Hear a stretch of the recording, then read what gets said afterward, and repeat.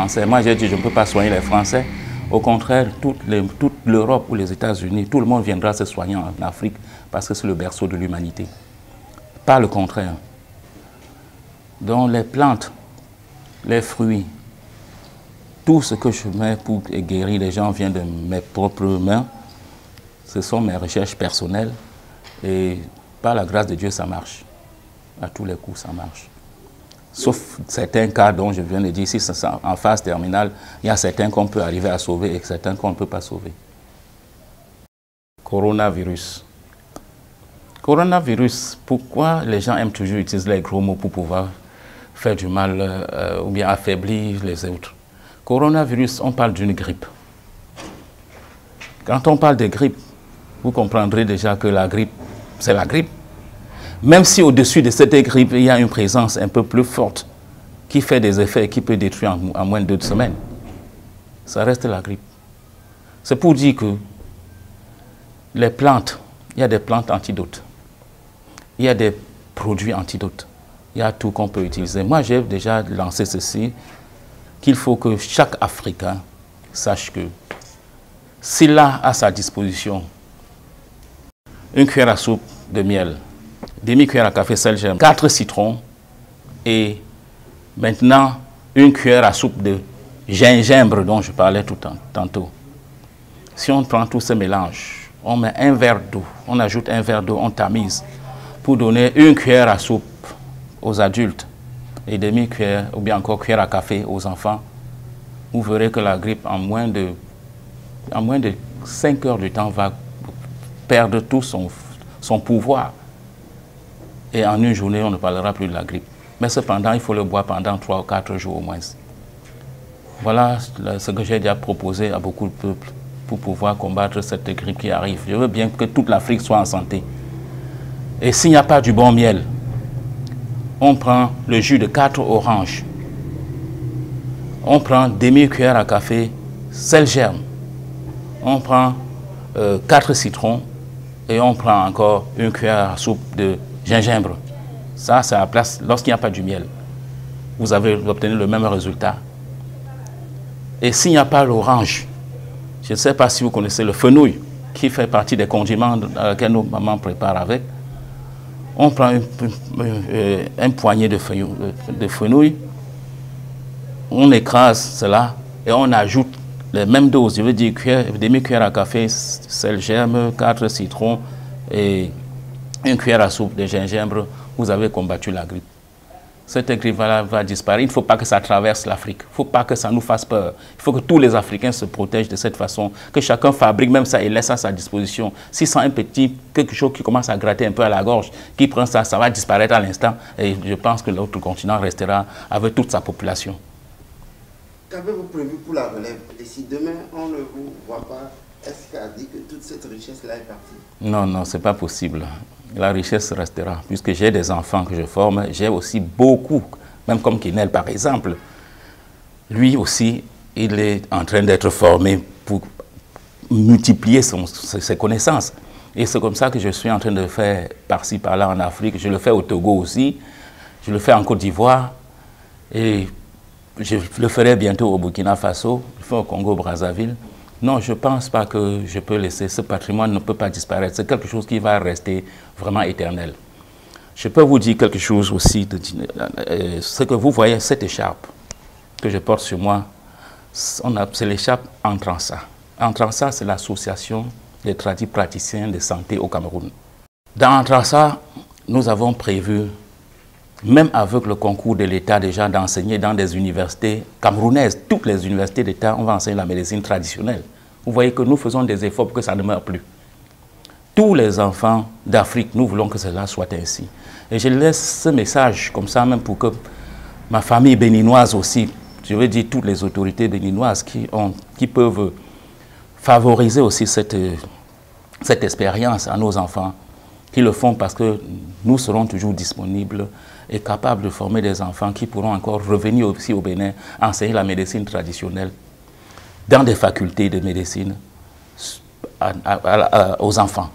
C'est très important parce que chez nous, à Antransa, on a décidé de mettre la médecine africaine au-dessus de toutes les médecines. Parce que quoi?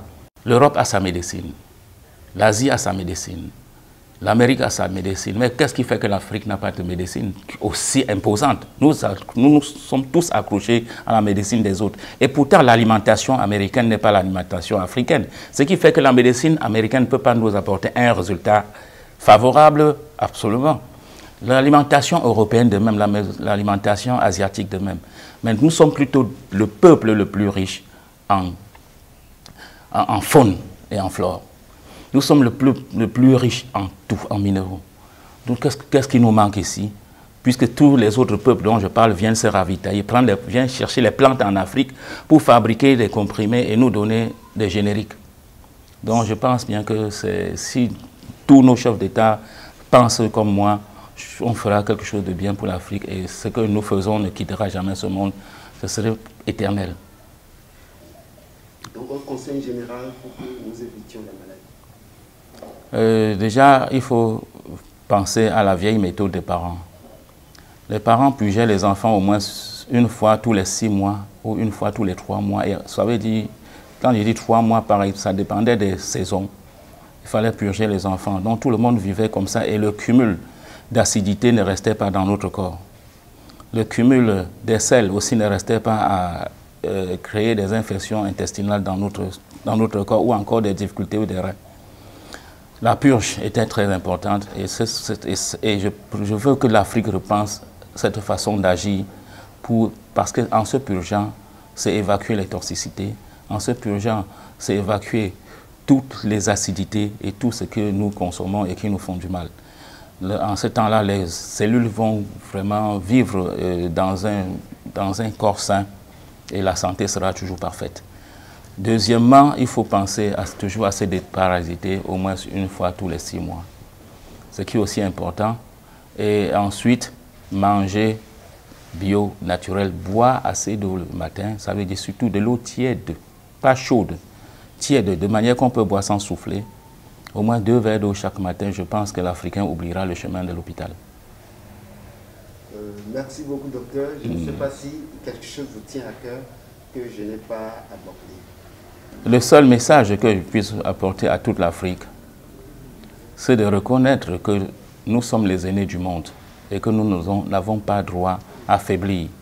Que nous soyons tous conscients de notre position d'aînés et que nous nous battons pour que la santé règne partout. Ce que je peux encore ajouter, c'est que les responsables africains pensent aussi nous soutenir et soutenir leur peuple dans ce sens, afin que toutes les maladies qu'on fabrique dans les laboratoires pour nous surprendre, que nous soyons aussi capables de défendre notre peuple sans compter toujours sur les autres. Parce que après tout, ce qu'on nous propose n'est pas forcément ce qu'il nous faut. Nous devions aussi faire quelque chose pour ce continent, surtout dans le domaine sanitaire. Ça veut dire que l'Afrique doit faire ce que j'appelle souvent la remise en question. Qu'est-ce qui a fait que nos aïeux vivaient très longtemps et qu'est-ce qui fait que nous mourons aujourd'hui inopinément? Qu'est-ce qui fait que nos aïeux à l'époque ne souffraient pas des maladies comme des diabètes, comme des cancers? Et qu'est-ce qui fait qu'aujourd'hui le diabète et le cancer ont envahi l'Afrique? Donc c'est ces remises en question qui vont sauver l'Afrique. Et donc il faut penser profondément et regarder ce que nous sommes. Comme je disais tantôt, nous devons savoir ce que nous sommes, savoir ce qu'on veut et savoir où est-ce qu'on va. Ça va permettre à toute l'Afrique de se mettre debout. Kinel Pierre est mon représentant ici au Bénin. Et avec lui, je pense que les Béninois sont contents parce qu'on a déjà affronté plusieurs cas de maladies incurables et le rhume en est un exemple. Donc, je sais qu'avec lui ici au Bénin, il pourra vraiment ravitailler tous ceux qui seront dans le besoin et permettre à tout le Bénin, pour moi c'est ainsi que je veux bien dire, que tout le Bénin soit en santé, qu'on arrête de dépenser trop d'argent dans des comprimés, mais que tout le monde retourne à la nature, comme je disais tantôt. Grand merci, docteur. Okay.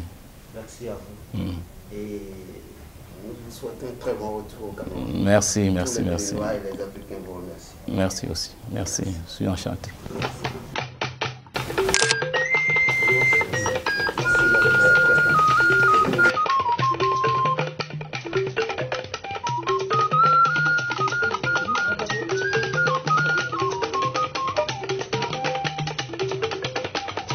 Donc, qu'est-ce qu'on donne comme cadeau aux enfants?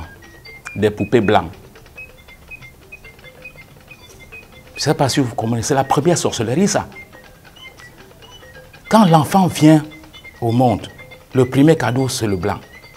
On lui donne comme cadeau.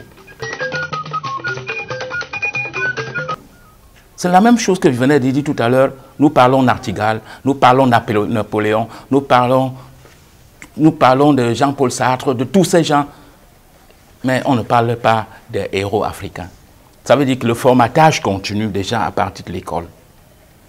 Maintenant, comme ça avance, à l'université maintenant, l'enfant obtient un bac.